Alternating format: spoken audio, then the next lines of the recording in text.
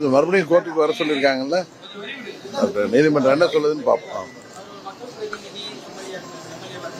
சரி, நீங்க என்னட்டு என்ன எதிர்பார்க்குறீங்க? அதான் நீதிமன்றத்தில் இன்றைக்கு வழக்கு வந்திருக்கு, நீதிமன்றம் முடிவெடுக்கும்.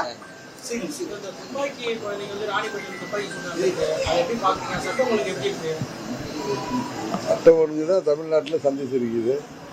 திமுக ஆட்சி பொறுப்புக்கு வந்ததுலேருந்து யாருக்கும் பாதுகாப்பு இல்லாத சூழ்நிலை. இன்றைக்கு வட மாநிலங்களில் கேள்விப்பட்டிருக்கோம், கள்ள துப்பாக்கிகள் எல்லாம் இருக்கிற மாதிரி இங்கே இன்றைக்கு ராணிப்பேட்டையில் துப்பாக்கியால் சுட்டது, இது போன்ற இன்னும் போதை மருந்து பழக்கம், கூலிப்படைகள் என யாருக்கும் பாதுகாப்பு இல்லாத ஒரு மாநிலமாக தமிழகம் இந்த திமுக ஆட்சியில், இந்த விடியாத ஆட்சியில போய் கொண்டிருக்கிறது. 26 தேர்தலில் உறுதியாக மக்கள் இதற்கு ஒரு முடிவு கட்டுவார்கள்.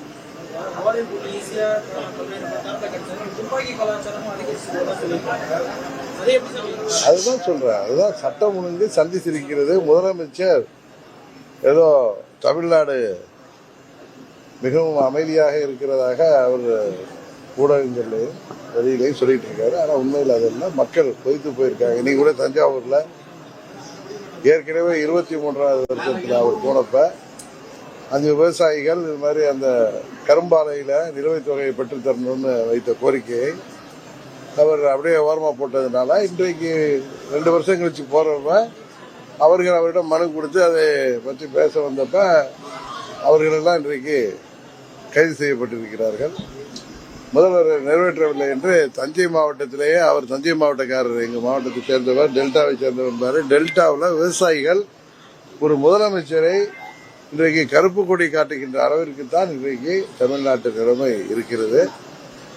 எதற்காக சொல்றேன்னா, தேர்தல் நேரத்தில் அவர் இதே போல கரும்பாலைகளில் நிலுவைத் தொகையெல்லாம் பெற்றுத் தருவோம்னு வாக்குறுதி சொன்னார். கரும்புக்கு உரிய விலை, நெல்லுக்கு உரிய விலை கொடுக்கப்படும் சொன்னார். இதுபோல அனைத்து தரப்பு மக்களுக்கும், அது விவசாயிகளாக இருக்கட்டும், அரசு ஊழியர்கள், ஆசிரியர்கள், பகுதி நேர ஆசிரியர்கள், மருத்துவர்கள், செவிலியர்கள், நெசவாளர்கள், மின்துறை ஊழியர்கள் என அனைத்து தரப்பு ஊழியர்களும், ஏன் மாற்றுத்திறனாளிகள் கூட இன்றைக்கு தேர்தல் நேரத்தில் நீங்க வாக்குறுதியாக சொன்னதை நிறைவேற்றுங்கள் என்று போராடி சாலைக்கு வராதவர்களே இல்லை என்கிற சூழ்நிலையும், தமிழ்நாடு இதுவரை இப்படி ஒரு மோசமான ஒரு மக்கள் நலனில் அக்கறை இல்லாத ஒரு குடும்ப நலனை மாத்திரம் குறியாக கொண்ட ஒரு ஆட்சியாக நடைபெறுகிறது. இதற்கு நல்ல முடிவை 26 தேர்தலில் மக்கள் கொடுப்பார்கள்.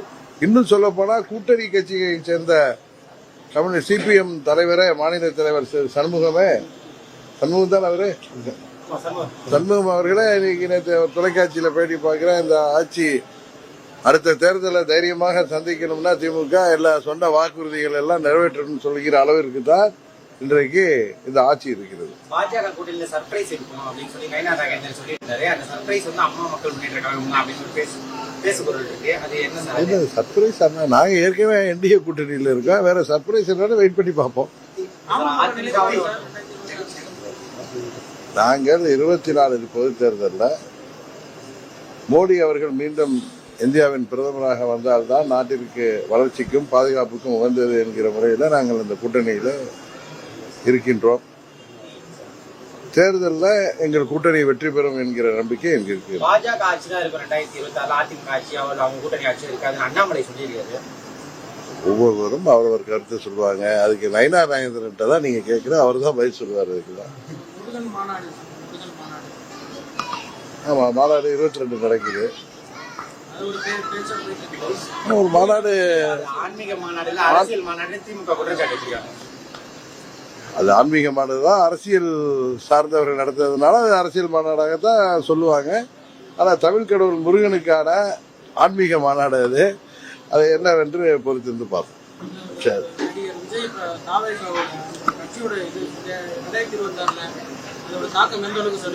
அது நீங்க தான் சொல்லணும், தமிழ்நாட்டு மக்கள் தான் முடிவு செய்வார். என் கருத்து இல்ல, அதாவது இன்னொரு கட்சியை பற்றி, அது நம்ம அம்மா மக்கள் முன்னேற்ற கழகத்தை பற்றி யாராவது அது விமர்சித்தால் அவர்களுக்கு பதில் சொல்லலாம். நம்மை பற்றி எதுவும் சொல்லாத ஒரு கட்சியை பார்த்து நாம் ஏன் விமர்சனம் செய்ய வேண்டும் என்பதுதான் என்னுடைய கருத்து. டயா பூஸ்டர் சுகருடைய ரிமோட் கண்ட்ரோல் இனி உங்க கையில. அனைத்து மருந்து கடைகளிலும் கிடைக்கும். செய்திகளை உடனுக்குடன் தெரிந்து கொள்ள கீழ்க்கண்ட கேபிள் மற்றும் டிடிஎச் நெட்வொர்க்குகளில் எம்நாடு செய்தி தொலைக்காட்சியை காணுங்கள். பாதகம் செய்பவரை கண்டால் நாம் பயம் கொள்ளலாகாது பாப்பா. மோதி மிதித்து விடு பாப்பா, அவர் முகத்தில் உமிழ்ந்து விடு பாப்பா.